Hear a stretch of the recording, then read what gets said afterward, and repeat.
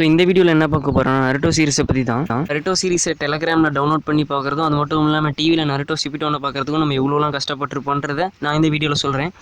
அது கரெக்டாக இல்லையான்னு கமெண்ட் பாக்ஸில் கமெண்ட் பண்ணிட்டு போங்க. ஸோ வீடியோக்குள்ளே போகிறதுக்கு முன்னாடி நம்ம சேனலை சப்ஸ்கிரைப் பண்ணிக்கோங்க. வாங்க வீடியோக்குள்ளே போகலாம். ஸோ ஃபஸ்ட்டு நம்ம ஃபோன்லேருந்தே வருவோம்.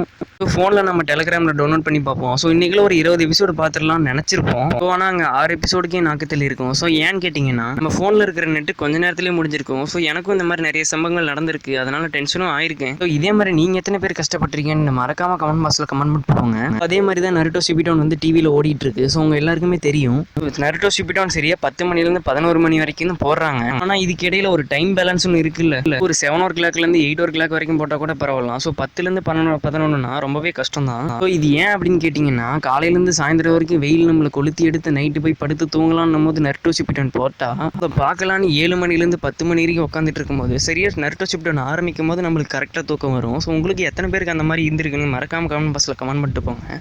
ஸோ மறக்காம நம்ம சேனலை சப்ஸ்கிரைப் பண்ணுங்கள். அடுத்த பார்க்கலாம்.